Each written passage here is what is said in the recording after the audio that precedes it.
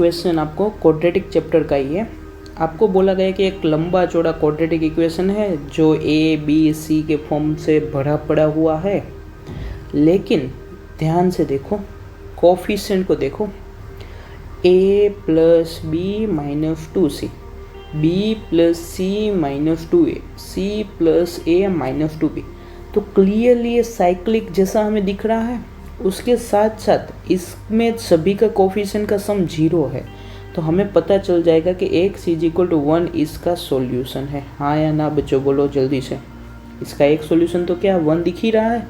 Sir कैसे x = 1 solution हुआ, कुछ पता नहीं चला। मैंने बोला x की वैल्यू 1 पूरे इक्वेशन में रख दो, ये पूरे में x की जगह 1 लिख दो, तो 1 सेटिस्फाई कर रहा है।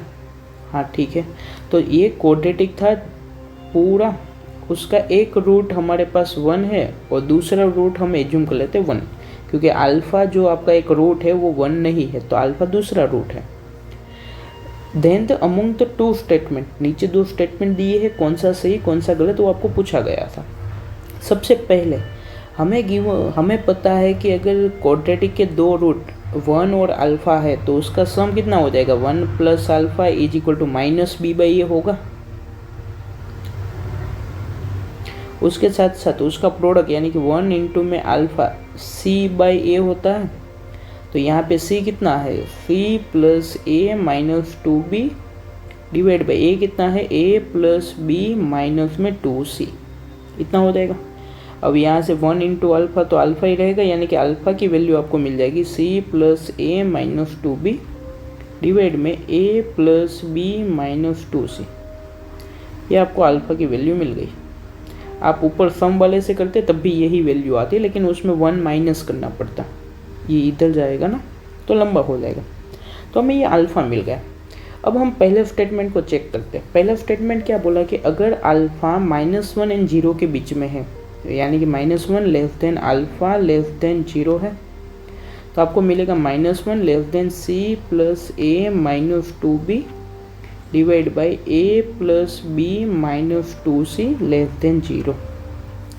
अब हमें यहाँ पे एक चीज़ बोली हुई है ये वाली कि 0 से c बड़ा है, c से b बड़ा है, b से a बड़ा है।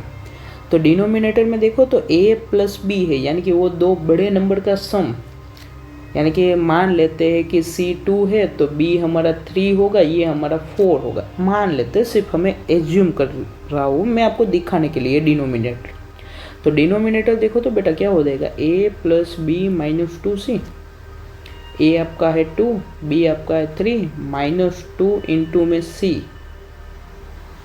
अरे सॉरी, a की वैल्यू तो 4 थी, b की वैल्यू 3 थी, -2, c की वैल्यू है 2, तो 4 से ये 4 कट जाएगा तो 3 आएगा। तो देखो ये पॉजिटिव आया, यानी कि ये जो कंडीशन दी है वो हमें बता रहा है कि जो डिनोमिनेटर है वो कैसा है, पॉजिटिव है। तो उसको यहाँ और यहाँ भेज सकते हो आप, कोई दिक्कत नहीं है।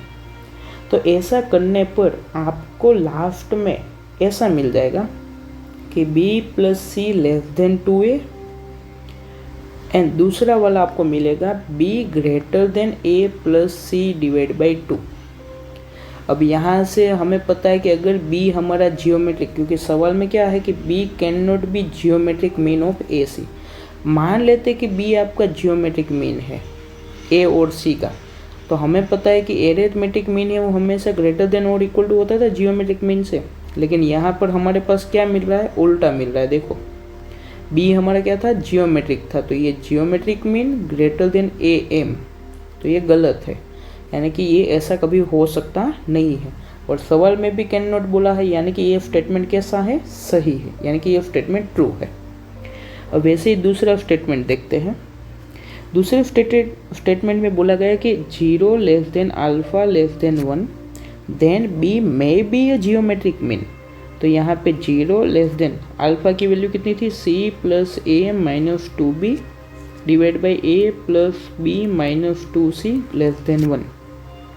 अब वैसे ही देखो डिनोमिनेटर तो पॉजिटिव है, दोनों साइड भेज सकते हैं, तो ऐसा करने पर आपको मिलेगा b > c and b < a + c divide by 2। आप सिंप्लीफाई करोगे ऐसा मिल जाएगा आराम से।